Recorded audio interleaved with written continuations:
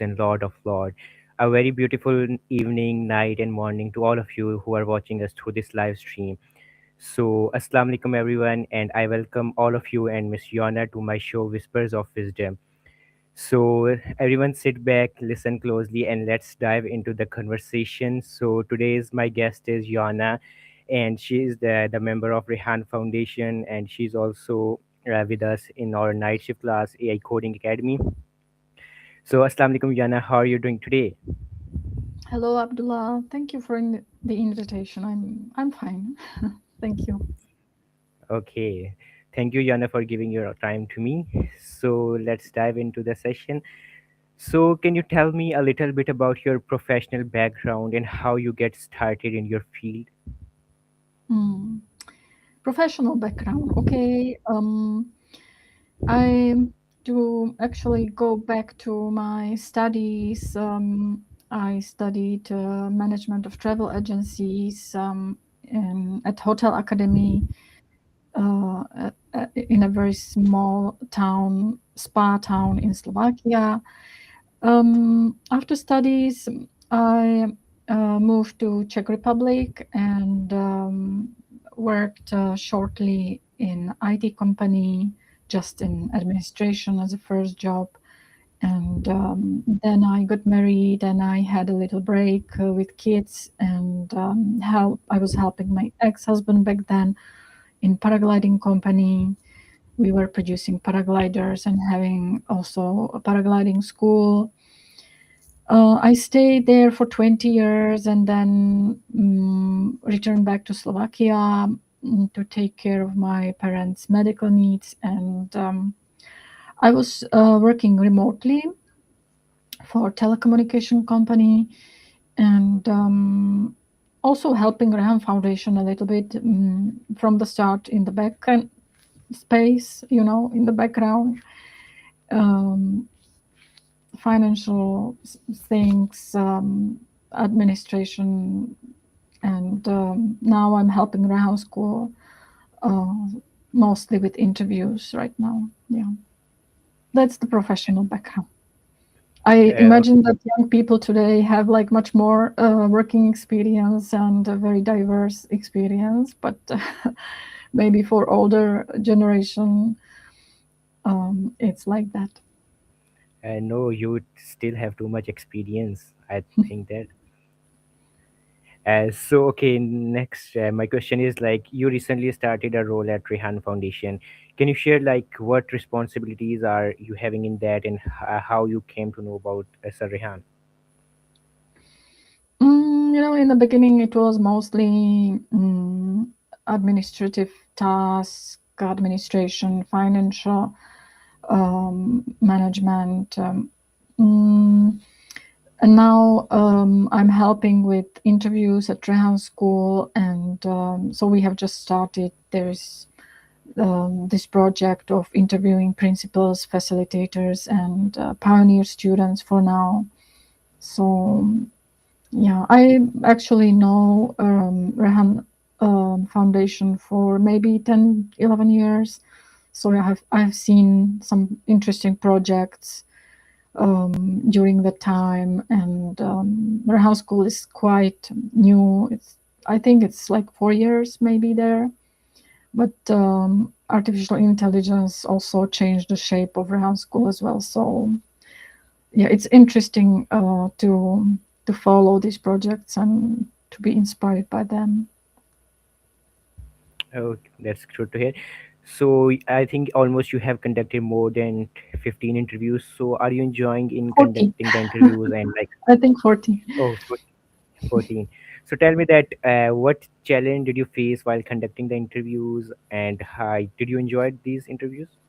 Um, I'm a huge, big introvert, so I don't like to stand in the lights of camera, and I'm a person who likes to sit in the background, listen, observe, but not speak as much. I read a lot. I listen to podcasts. I learn a lot, but I don't practice interpreting things.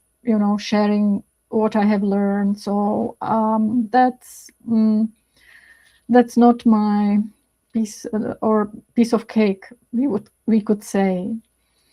So I just wanted to help. So and this was one thing that I could do. So why not? Okay. When I was scrolling your LinkedIn, I just got through a post like you shared a post of someone like leadership is a behavior, not a title. Can you elaborate that what it does mean to you?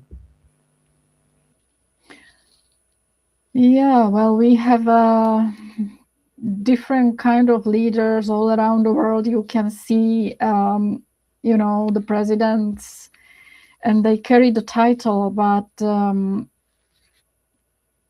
are they good leaders? Well, many they are not, right? So it's more behavior than a title, and we are, I think, in need to of good leaders actually. So I think that's why I like Graham School, that it creates good leaders,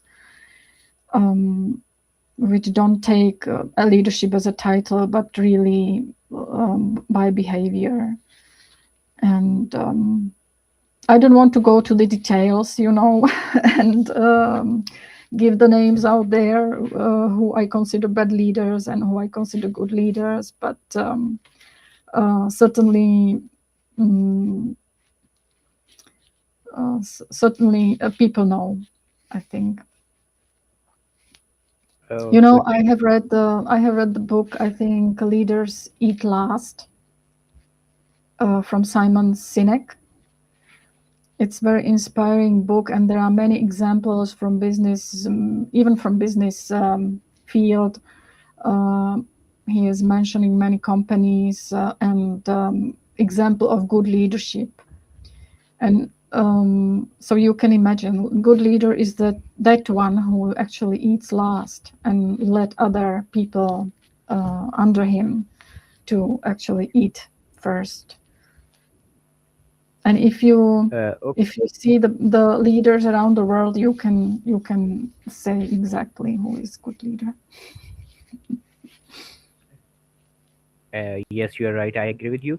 So there is a famous quote like today a reader, tomorrow a leader. So like if there is a reader, can it become a tomorrow's leader? Depends what they read. Depends what people read, right?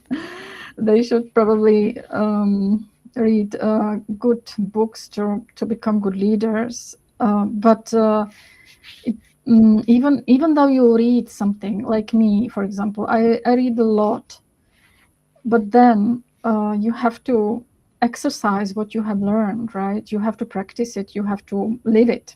What you have read in the books, you have to live it. So there is a gap between, if we read and we don't do anything, we don't use this wisdom we learned, we don't practice it, then we don't become good leaders. Oh, it depends upon like what stuff we read on our daily Yeah, basis what like that. stuff we read, and if we practice what we have read, we may be inspired, but if we don't take that step further and practice and live it, then it's for nothing, I would say. The wisdom stays in here in the head, and it stays there. It's not shared. Oh, like yesterday you was saying like difference between mind and brain. Yeah, that was really mind changing book, which I have read. Actually, this one I listened. It was audiobook from Helen Feldman Barrett. It's called. There is also another book from her, Emotions Are Made. How emotions are made. So she is like she's a scientist, and um, it's very important book if we want to know what are emotions and why we feel what we feel. And another book is 7.5 Lessons About the Brain, where she actually says that our brain is not to think. And Oh, this is something we live in. Like, we think that we have this amazing brain to think, right? That's the point of the brain, to think, to have this mind. But our brain is not to think. It's actually just a manager of our body budget, energy body budget. So, and it's really inspiring book. It really opened my eyes, and I could see, and understand behavior of a human being in different light, and deeper understanding, actually. So I recommend that book. oh, thank you for sharing that book. But still, you are introvert. Why? I would say that's also like kind of brain setting. People might say, okay, this is just a word, or it's not real. Extroverts, introverts, it's not real. And it's not like there are two groups of people. One is extrovert, there is one group are introverts. It's just a scale, and I wouldn't even say it's like three dimensional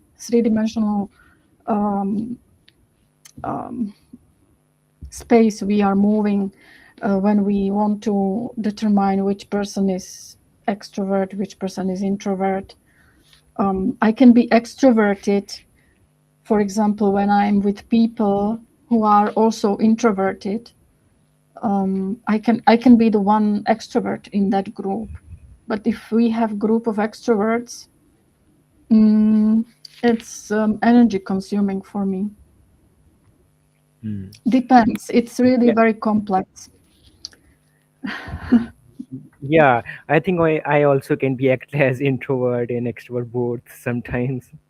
Yeah, yeah, yeah. It depends on the environment. Even it depends what kind of people are around you, right? So it's really very complex, and I wouldn't like split people into two categories because it's more complicated than it seems.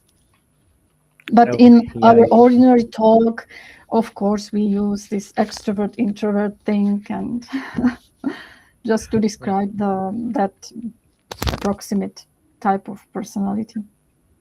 Yeah, you are right. So once you in the class, I remembered you mentioned that life is very complex. Like they were asking, like my favorite dish is biryani, and you say that Yeah. life is too much complicated. We how we come to know like what is our favorite thing. So like why life is so much challenging for you, and how you came out from that challenge. If you want to share with us like that. But for many people, it's not as complicated. Some people, you see, they say, "Oh, I love biryani," and that's it. and and um, I don't know. There are so many things, we like, right? These questions like, what is your most favorite song? Well, I can tell you maybe one song, but this is just for today, right? Tomorrow there may be another song, and I will feel like, oh, this is the most beautiful song. And the next day there will be another song, and I will feel, okay, this is the amazing song. And even our like emotional setup at the during the day, it's our feeling is different. So it's changing. And maybe with food, for example, it's also about what we need, right? What our body needs, which stuff, which vitamins, then we crave some type of food. So our body can. So are we free actually in what we like, or is just our brain manipulating us into thinking that we like, for example, biryani because our brain needs some sugar, from rice. And um, yeah, how to I how don't. to navigate in this complex world. Mm, Yeah, that even that maybe it makes us to introverted because we see many layers in that, and it's difficult for us to actually express some certain opinions or ideas because it's so complex. It's and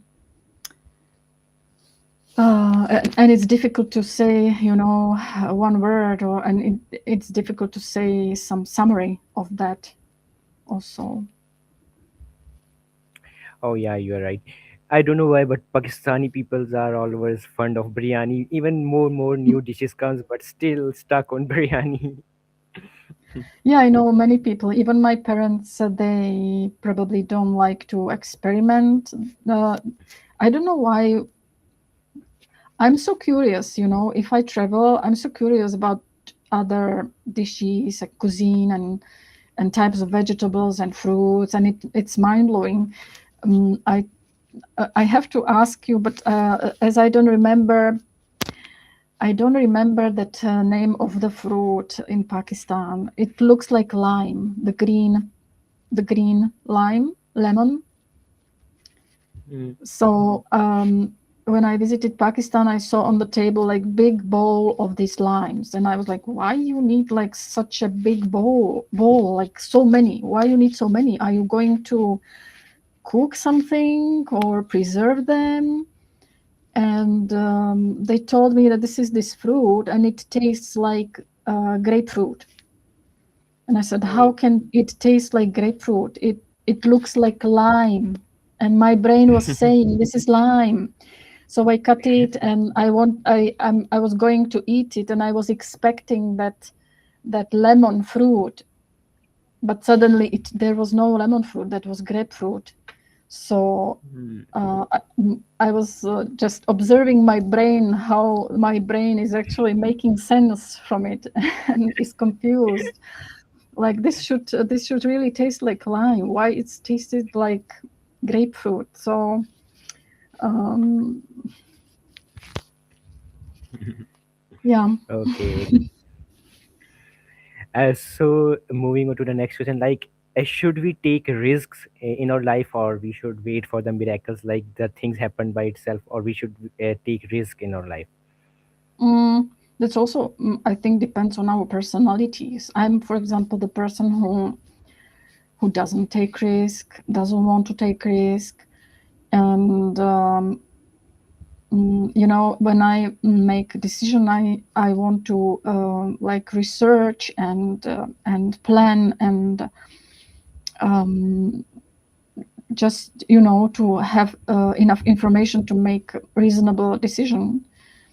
So, and that actually slows me down, and maybe I find so many obstacles that I say, okay, I'm not going to go there, right? I don't have enough information to decide, so I'm not a risk taker.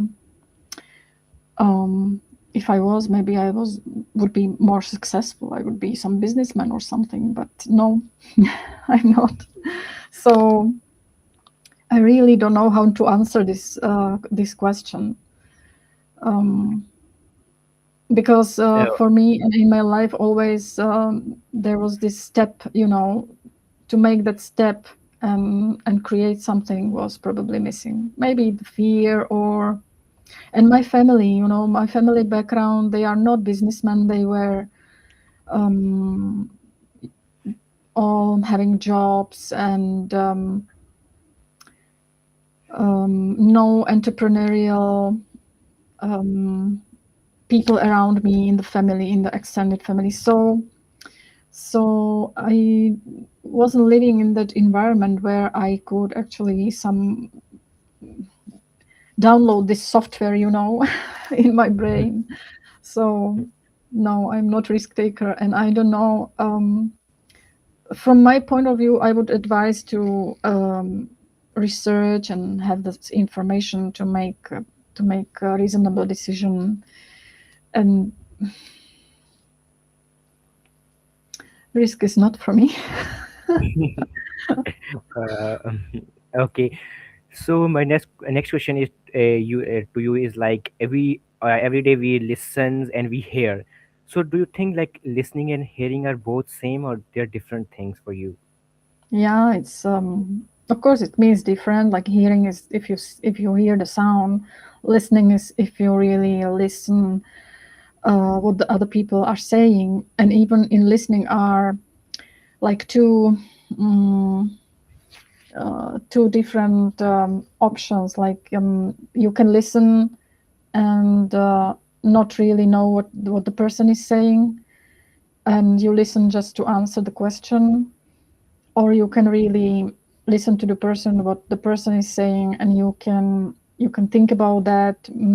You take into the consideration also the people's background when you speak with them, and so yeah, no, it's not the same thing. So and I can see many situations even in my life and in my connection or relationship with people, certain people, that the communication is tough, and yeah, that I don't listen.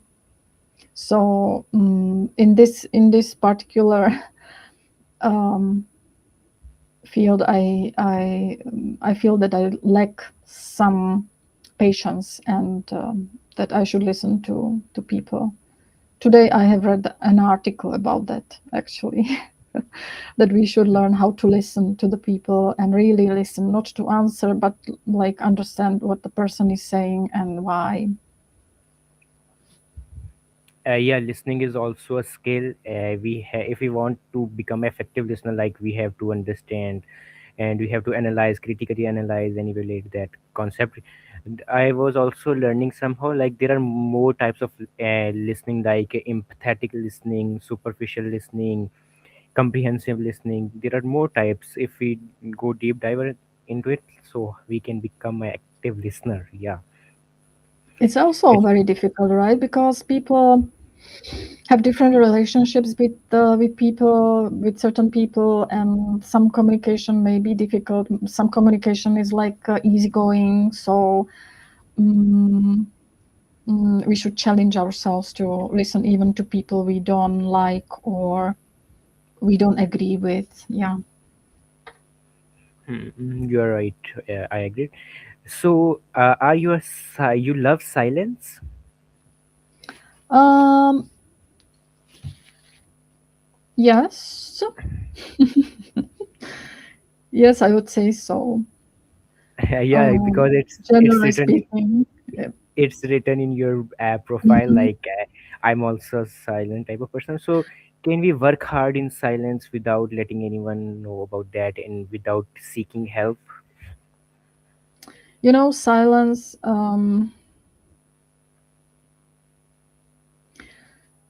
There is this pressure I still feel from society. It sometimes looks like the society belongs to extroverts, and when two people meet, there is this awkward like force that we should say something, right? We should talk about something. Even when if friends meet, we consider the silence as awkward, or like okay, we have nothing to talk about.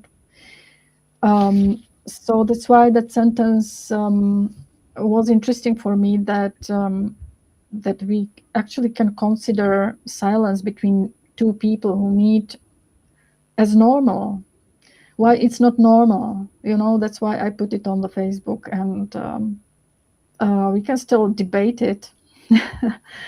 um, and also, it depends on the person, right?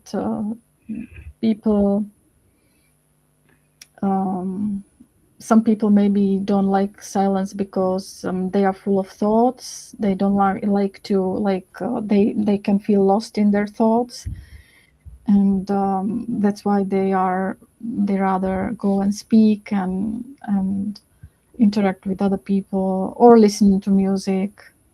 So that's also interesting topic to talk about. Yeah, some people, some people like silence, like they love to live in villages, but I don't like that much silence. Need some sound. Like I want to live in city. But if we talk Mhm. about nature, I'm also nature lover, but nature will be in villages in Pakistan. Yeah, there is no. I live in a village, and I don't think there's silence. It's always like full of birds singing, bugs singing during the night. Or there is this wind and this noise when the weather is windy. The trees and the leaves are making such a noise sometimes. It's annoying for me when it's windy, actually. Yeah, So I that don't think noise. it's different kind of noise, but I'm really tired of city noise. When I go to the city, when I drive car there, and when I return home to the village, uh, I still like can hear that noise, and Yeah. it's like overwhelming sometimes because it's silence, right? Like silence in the villages. So, I'm but talking maybe about we like. don't want to feel maybe we don't want to feel alone, right? And we like to see that rush in the cities and other people. I kind of understand it because when the village is really small and you go outside or you see there's like no person anywhere, so you can find one person actually in the village. So it's kind of like lonely, and it can be reassuring to live in a city and to see other people walking around in the streets, and so yeah, you don't feel so lonely maybe, or uh, alone. when winters comes in Pakistan, most people from the village shift towards the cities because of the extreme cold weather in the village. In some areas, like in Murray, where there is snowfall. Hmm. So if we live there, so it's too much lonely, and we don't enjoy that when there is no one, because loneliness is also not good. I think for me. I think Pakistanis are I think they got used to big families, so they are used to like bigger social life, I would say. That's why it's maybe so difficult for them to live alone somewhere, like cut off the civilization maybe. Yeah, in Western countries like I see like the father and the son is living far away, but in Pakistan, like they live in unity more than that, Mhm. us living away from each other. Yeah, yeah, like that. Okay, so and moving to the next question, like, what is artificial intelligence to you? Mm, I was very fascinated when it first came, ChatGPT, and it was so good.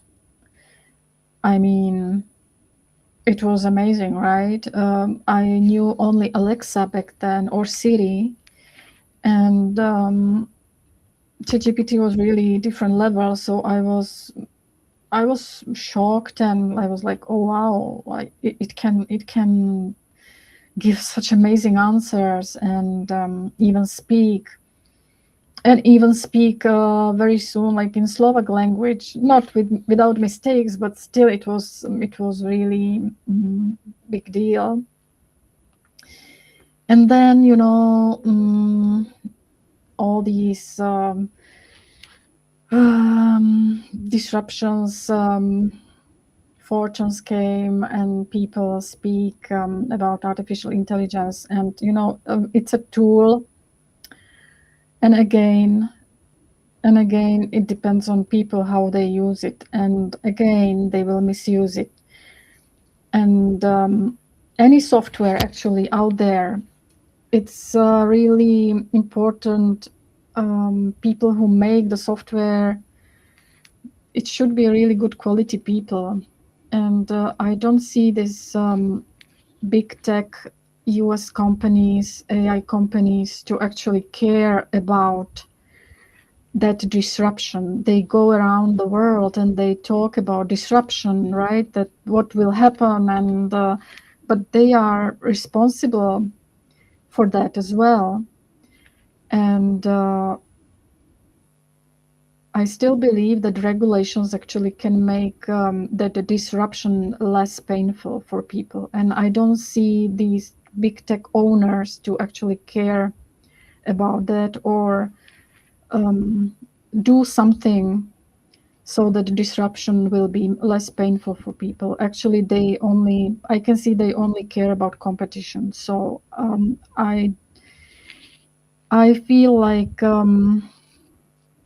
I have to agree with European Union, and many people would say that European Union is too much regulated. And yes, it's true. It's too regulated.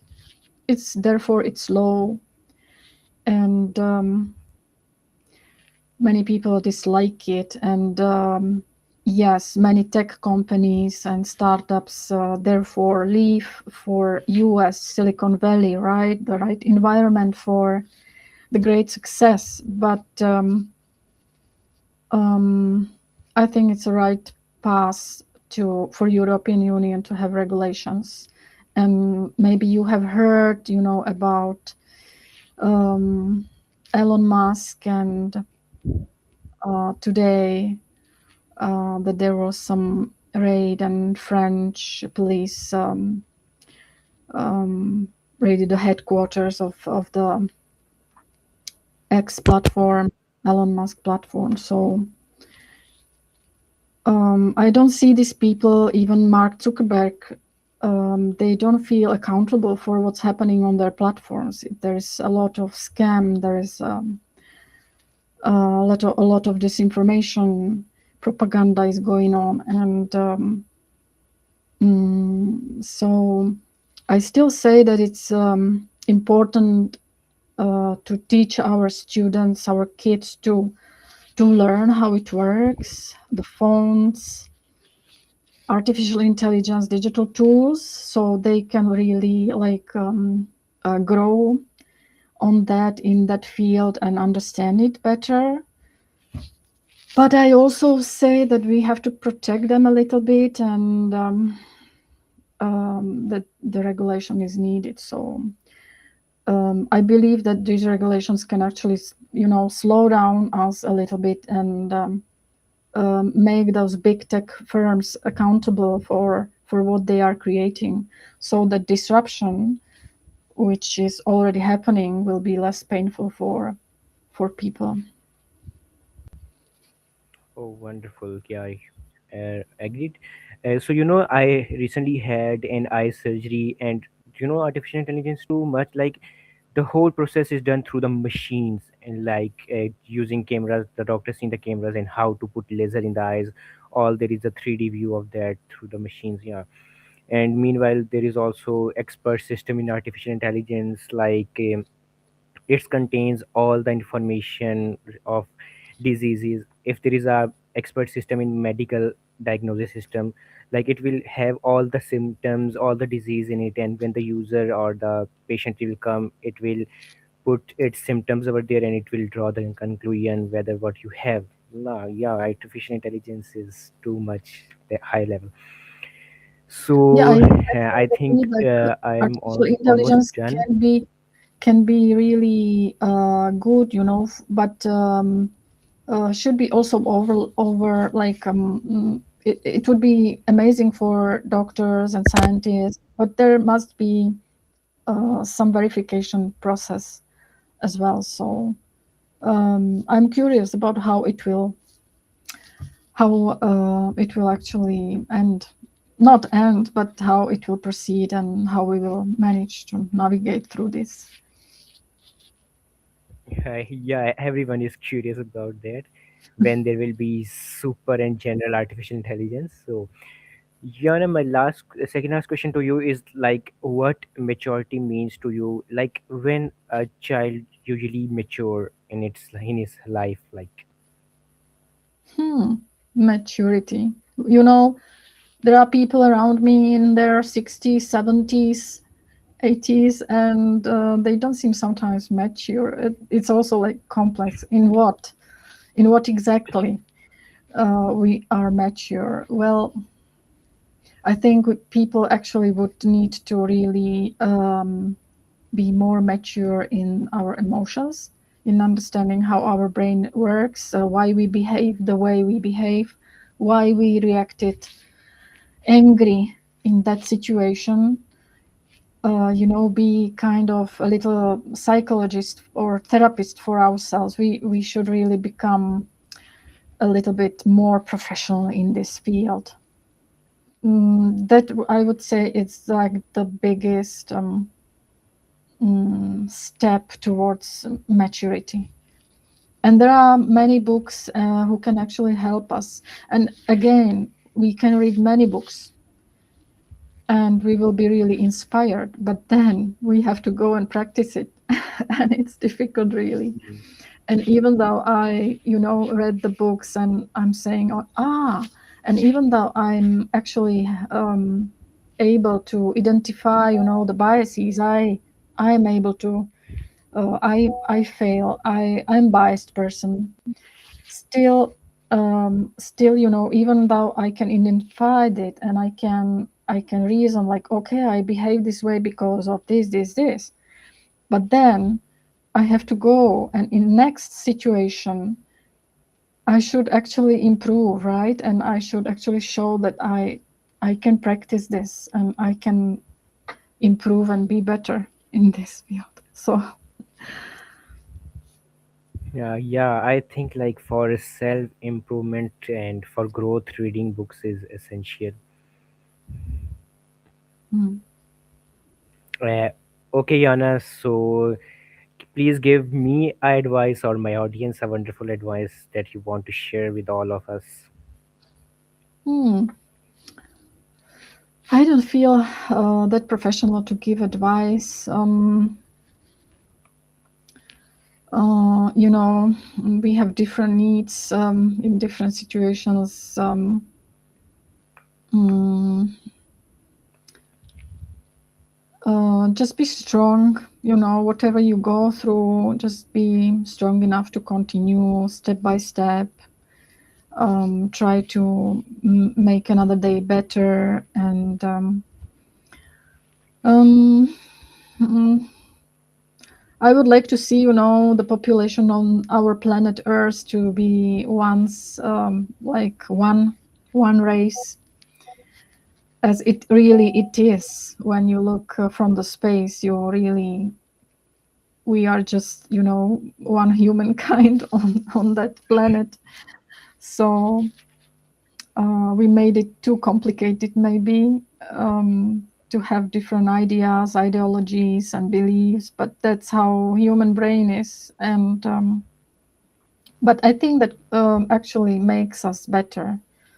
Um, that even though it's more complicated, it actually we basically live in better world than we lived many years ago, right? So Hmm. I hope it will continue to Uh, be uh, better, yeah, more Yana, peaceful.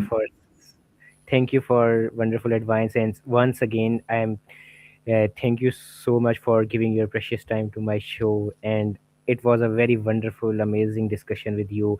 Hope my audience and everyone liked this, and it was a conversation full of joy, information. Thank you.